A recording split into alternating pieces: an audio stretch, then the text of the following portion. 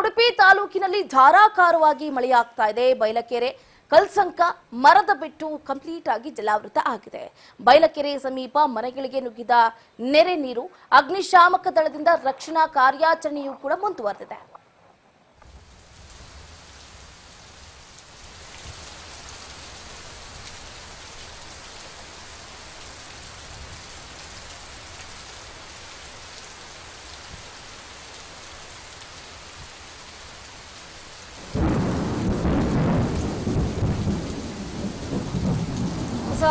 ಉಡುಪಿ ತಾಲೂಕಿನಲ್ಲೂ ಕೂಡ ಧಾರಾಕಾರವಾಗಿ ಮಳೆಯಾಗ್ತಾ ಇದೆ. ಬೈಲಕೆರೆ ಕಲ್ಸಂಕ ಮಠದ ಬೆಟ್ಟು ಕಂಪ್ಲೀಟ್ ಆಗಿ ಜಲಾವೃತ ಆಗಿರುವಂತದ್ದು. ಬೈಲಕೆರೆ ಸಮೀಪ ಮನೆಗಳಿಗೆ ನುಗ್ಗಿದೆ ನೆರೆ ನೀರು. ಅಗ್ನಿಶಾಮಕ ದಳದಿಂದ ರಕ್ಷಣಾ ಕಾರ್ಯಾಚರಣೆಯೂ ಕೂಡ ಭರದಿಂದ ಸಾಗ್ತಾ ಇದೆ. ವೃದ್ಧೆ ಹಾಗೆ ಮಗುವನ್ನ ರಕ್ಷಣೆ ಮಾಡಿದ್ದಾರೆ ಅಗ್ನಿಶಾಮಕ ದಳ ಸಿಬ್ಬಂದಿಗಳು.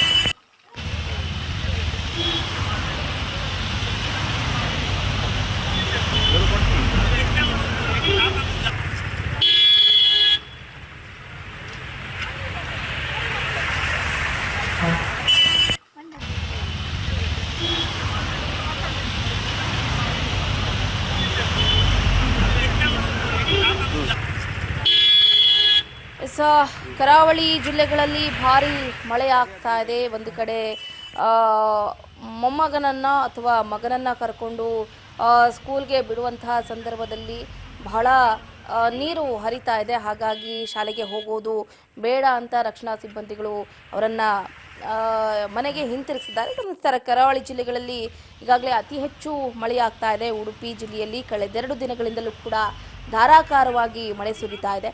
ರಾತ್ರಿ ಸುರಿದಂತಹ ಭಾರೀ ಮಳೆಗೆ ಬೈಲಕೆರೆಯ ಅದಮಾರು ಮಠದ ಬಳಿ 4 ಮನೆಯೊಳಗೆ ನೀರು ನುಗ್ಗಿದ ಪರಿಣಾಮ ಮನೆಯವರನ್ನ ಸಮೀಪದ ಖಾಸಗಿ ಹೋಟೆಲ್ಗೆ ಸ್ಥಳಾಂತರ ಕೂಡ ಮಾಡಲಾಯಿತು.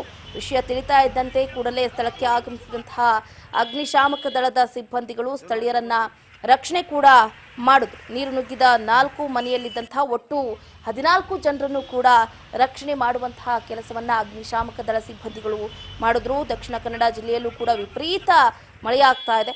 ಮುಂಜಾಗ್ರತಾ ಕ್ರಮವಾಗಿ ಇವತ್ತು ಅಂಗನವಾಡಿ ಆಗಿರ್ಬೋದು, ಪ್ರಾಥಮಿಕ ಮತ್ತು ಪ್ರೌಢ ಶಾಲೆಗಳಿಗೆ ಜಿಲ್ಲಾಧಿಕಾರಿ ರಜೆಯನ್ನು ಕೂಡ ಘೋಷಣೆ ಮಾಡಿರುವಂಥದ್ದು.